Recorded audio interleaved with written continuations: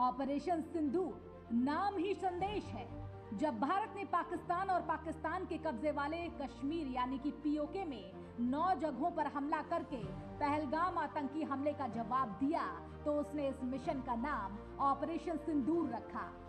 सिंदूर हिंदू महिलाओं के विवाहित होने का प्रतीक है और 22 अप्रैल को पहलगाम में हुए नरसंहार का संदर्भ भी है, जिसमें नवविवाहितों को चुना गया, उन पुरुषों को चुना गया, धर्म के आधार पर चुना गया और आतंकवादियों ने उनकी नृशंस हत्या कर दी।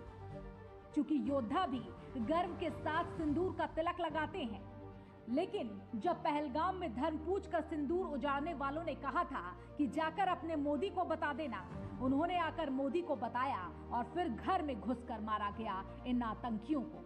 उनके घर में घुसकर उनकी कब्र वहीं खोद दी गई, जहां से पहलगाम हमले में आतंकियों ने दहशत का संदेश देने के लिए महिलाओं के सामने उनके पतियों की हत्या की थी और इस तरह से उनकी मांग सूनी कर दी थी। लेकिन अब 15 दिन बाद जब ऑपरेशन सिंदूर लॉन्च हुआ तो ये समझिए कि इसका सिंदूर नाम कितना सटीक है। ये सिंदूर का बदला है जो नई नवेली ब्याहताओं के माथे से पोंछ दिया गया था।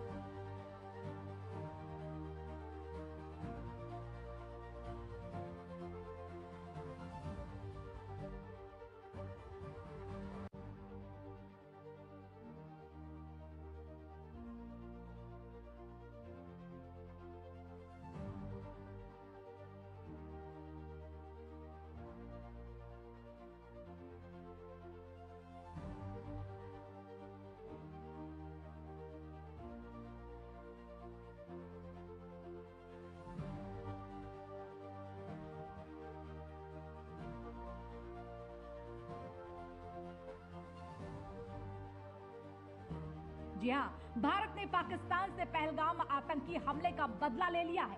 पाकिस्तानी मीडिया के हवाले से खबर है और भारत के रक्षा मंत्रालय की तरफ से खबर है कि भारत ने पाकिस्तान के मुजफ्फराबाद समेत 9 आतंकी ठिकानों को मिसाइल से तबाह कर दिया। पाकिस्तानी मीडिया का दावा कुछ देर बाद आया, लेकिन भारत सरकार की तरफ से हमले की आधिकारिक पुष्टि बहुत पहले ही हो गई थी।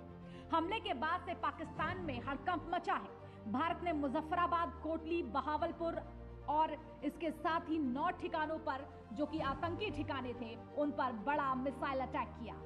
Were targeted.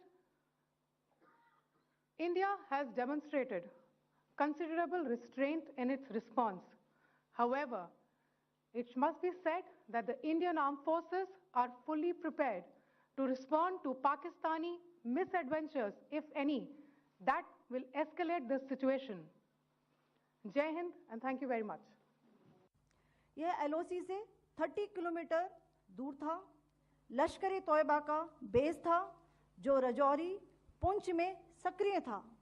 20 अप्रैल 2023 को पुंछ में और 9 जून 2024 को तीर्थ यात्रियों के बस हमले में यहीं से आतंकी को ट्रेन किया गया था।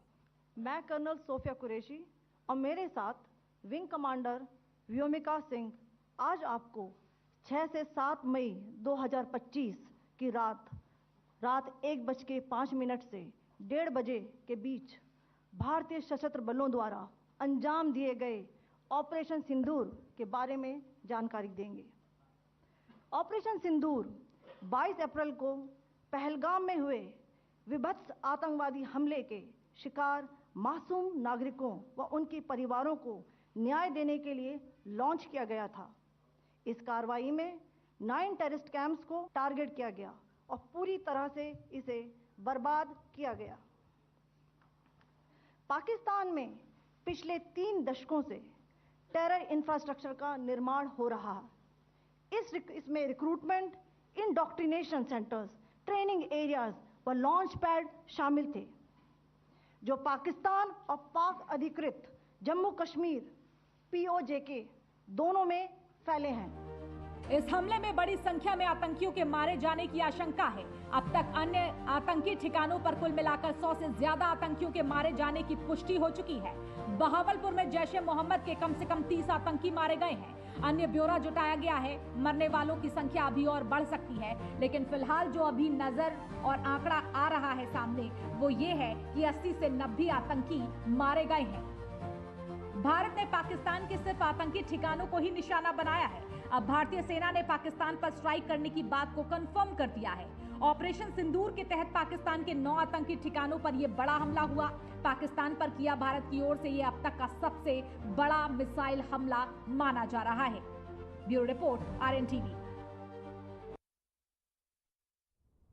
वही छत्तीसगढ़ विधानसभा अध्यक्ष और वरिष्ठ भाजपा नेता डॉक्टर रमन सिंह ने ऑपरेशन सिंदूर को लेकर बड़ा बयान दिया। उन्होंने कहा, भारत ने 9 आतंकी ठिकानों को ध्वस्त किया है। यह सिर्फ सैन्य कार्रवाई नहीं बल्कि प्रधानमंत्री नरेंद्र मोदी, गृह मंत्री अमित शाह और रक्षा मंत्री राजनाथ सिंह की स्पष्ट रणनीति का परिणाम है। डॉक्टर रमन सिंह ने आगे कहा कि यह नया भारत अब सहने को तैयार नहीं है। सेना की यह कार्रवाई भारत की सुरक्षा नीति में निर्णायक बदलाव का संकेत है। यह एक स्पष्ट संदेश है कि आतंकवाद का अब सिर्फ मुकाबला नहीं, समूल नाश किया जाएगा। सिंदूर एयर स्ट्राइक करके दे दिया। भारत ने पाकिस्तान के अंदर घुसकर 9 आतंकी ठिकाने पर को ध्वस्त किया और अभी अभी जो BBC से जो समाचार मिला आ रहा है और अभी अभी टीवी के माध्यम से मालूम हो रहा है कि मसूद अहमद के परिवार के 10 लोग, वो स्वीकार BBC भी कर रहा है, मसूद अहमद भी कर रहा है कि उनके परिवार से कि 10 लोग मारे गए। अब उन्हें समझ में आएगा कि आतंकवादी घटना से परिवार के लोगों के मन में कितनी पीड़ा होती है। अब वो पूरे जीवन बिलखता रहेगा या उसी मौत में मरेगा। तो मुझे लगता है कि ये सीधा सीधा संदेश है